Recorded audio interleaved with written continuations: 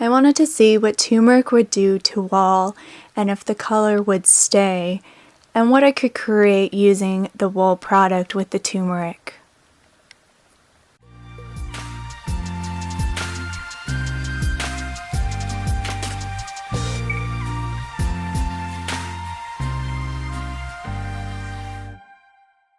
So I didn't know if it was better to use fresh turmeric from overseas or locally grown, from dry turmeric, which I didn't know how old it was, to produce such a vibrant color and it would stay. I found this book at the thrift store by Bertha Anderson, where she has a section about plant dyeing with natural dyes. Even though it's a very small section in relation to the book, it has a lot of information, especially jargon words that I could look up further to continue this journey. This is the fiber I've got. It's called roving. I got it from Salt Spring Island, which is pretty close to where I live, from their sheep. After the dry fiber is weighed, it needs to be soaked. This way the wool can take the dye easily. There's a lot of waiting in between these steps.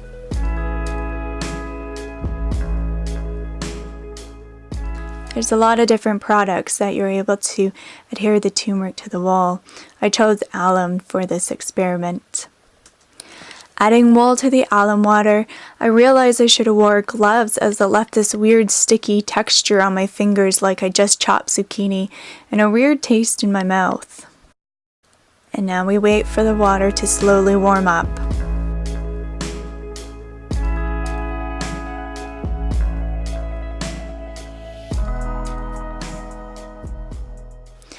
I chose the powdered turmeric because it was a lot easier and I just wanted to experiment with it. I clearly did not add enough water to this mixture in the bowl, as it shouldn't have clumped up. In hindsight, I shouldn't have moved the fiber around as much, as it started to stick together near the end, but it was still pretty fluffy. So I started to think about the pH of the dye pot, if I wanted to add an acid to it to raise up the pH to get a nice brighter color, if I wanted to leave it as is.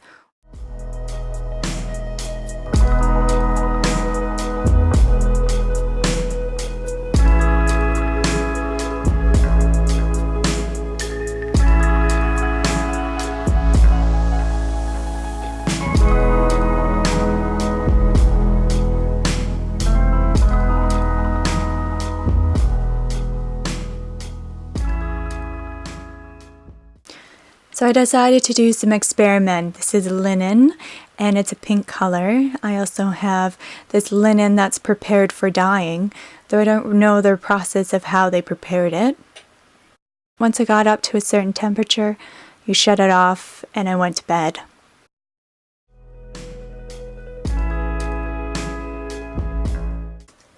The moment of truth to see how much would come off in the morning time after it's rinsed. I hadn't learned my lesson from the night before about wearing gloves. Everything makes a difference, from the quality of the water, what product was used, the type of wool it is, and how it would take to the dye. Once it was fully dry, it was this beautiful yellow color.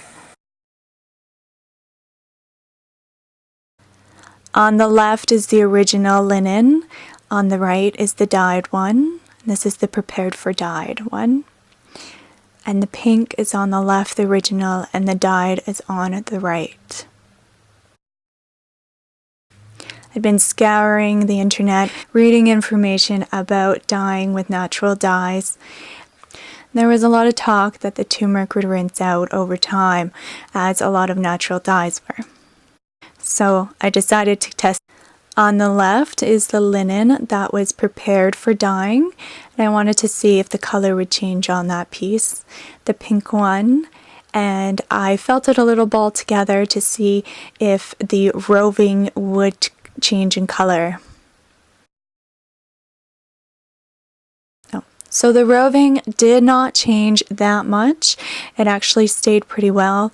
The linen did change some color and it washed out a bit, but it kind of made this nice soft rustic color that I really like, especially the prepared for dye one.